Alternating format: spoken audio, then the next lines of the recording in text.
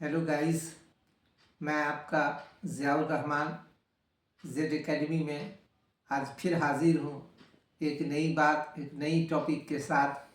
आज हम communal harmony को कैसे अपने मुल्क में बढ़ावा देंगे और उसको इस्टेब्लिश करेंगे और क्यों इतना इम्पोर्टेंट है कि हम इसको अपने प्रैक्टिकल ज़िंदगी में लाएं और अपने अमल से अपने मुल्क को कामयाब बनाएं और रोशनी फैलाएं पूरी दुनिया के अंदर। सबसे पहला, अगर कोई मुसलमान जो अच्छा मुसलमान होना चाहता है उसको उस पर ज़िम्मेदारी है कि वो अच्छा इंसान बने और वो अपने मुल्क के लिए वफादार हो और उसकी भलाई, उसकी बहबूदी और उसके प्रोग्रेस और मुल्क में शांति और अमन के लिए कोशा हो, मेहनत करे और उस पर काम करे। एक टीचर का काम सिर्फ बच्चों को पढ़ाना ही नहीं है, बल्कि बच्चों को देश की बात और समाज की बात से भी अवेयर करना है, क्योंकि जब तक हम सेंसिबल नहीं होंगे हम दुनिया में ठगे जाएंगे।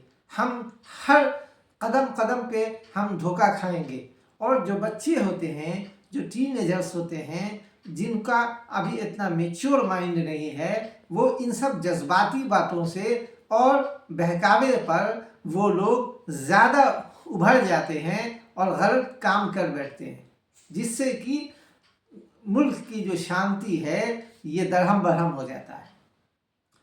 अभी आप लोग देख रहे होंगे कि मुल्क में एक नया ट्रेंड चालू हो गया है।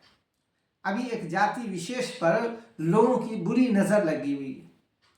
अपने वोट बैंक को बनाने के लिए, अपना नाम पैदा करने के लिए और एक माइनॉरिटी को टारगेट कर रहा है। हर जगह मुसलमानों को टॉर्चर किया जा रहा है, उनके साथ दुर्व्यवहार किया जा रहा है।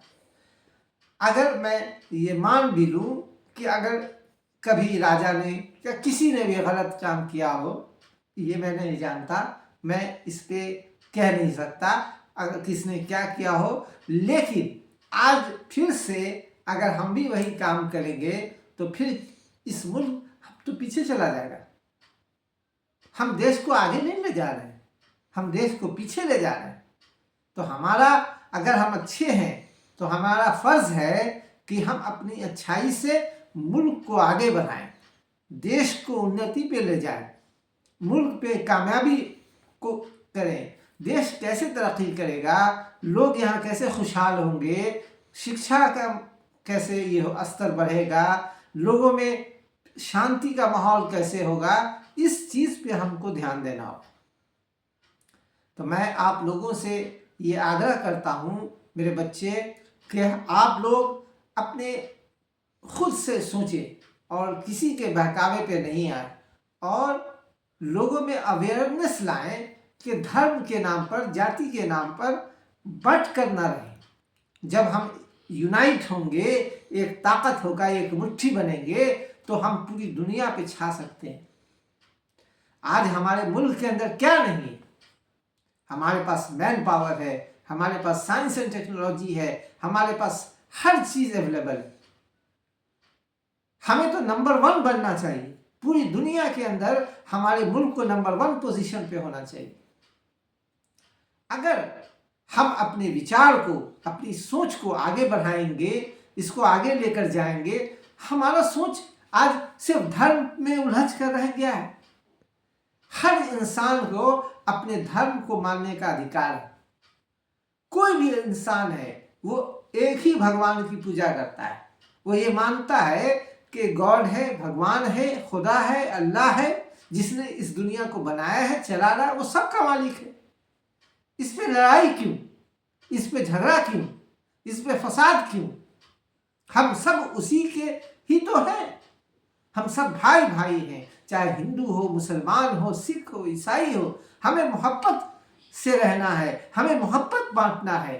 आप कभी भी किसी महान व्यक्ति की जीवनी को उठा लेंगे, आपको कभी ये नहीं मिलेगा कि चाहे कोई पैगंबर हो, चाहे कोई महान व्यक्ति हो, आप उनकी जीवनी को पढ़ेंगे तो आप कभी ये नहीं पाएंगे कि उन्होंने किसी धर्म विशेष के लिए अपनी बात को कहा। आप मोहम्मद सल्लल्लाहु अलैहि वसल्लम की जीवनी को पढ़ेंगे तो आप ये देखेंगे कि उन्होंने हमेशा हर इंसानियत के लिए उन्होंने काम किया। यहूदी हो, ईसाई हो, कोई भी हो, सबसे आपने मोहब्बत से पेश आया। तो जब हम अपनी अच्छाई पेश करेंगे दुनिया के सामने तो उससे एक बेहतरीन बनेगा। इसी तरह महात्मा बुद्ध के बारे में आप जब पढ़ेंगे तो उन्होंने भी अच्छाई का संदेश दिया। उन्होंने भी अंगुलीमाल डाकू का किस्सा जो बहुत मशहूर है महात्मा बुद्ध से, जब महात्मा बुद्ध उनके पास गए और उनको कहा कि डाली एक पत्ता तोड़ लाओ और फिर जाकर उस पत्ते को उस पेड़ में लगा दो, तो उसने कहा कि अरे ये कैसे हो सकता है। तो उन्होंने कहा कि आप किसी की जान लेने का आपको अधिकार है, किसी को मार डालने का अधिकार है, किसी को नुकसान पहुंचाने का अधिकार है। जब आप उसकी जान को लौटा नहीं सकते तो ये अधिकार सिर्फ भगवान को है, ऊपर वाले को है। आप रामायण पढ़ते हैं, राम के आदर्शों की बात करते हैं, राम के चरित्र को पढ़ेंगे तो आपको पता ये चलेगा कि उन्होंने किस तरह अपना इंसानियत पर अच्छाई पे काम किया। हमारी हिंदुस्तान की संस्कृति ये है कि शुरू से यहाँ एकता रहा, मोहब्बत रहा। हम लोगों ने मोहब्बत को बांटा दुनिया में। आज हम धर्म के नाम पे लड़ रहे हैं, जाति के नाम पे लड़ रहे हैं। क्यों? आज साइंटिफिक दौर है, टेक्नोलॉजी का दौर है। इस दौर में हमें मेहनत करके आगे बढ़कर अपने मुल्क को आगे बढ़ाना है। सारी चीज़ें तो हमारे कंट्री में है, IIT है, IIM है, क्या नहीं है हमारे कंट्री के अंदर। हाँ, इतने रिसोर्सेज है हमारे कंट्री में, मैन पावर है, यूथ है हमारे यहाँ।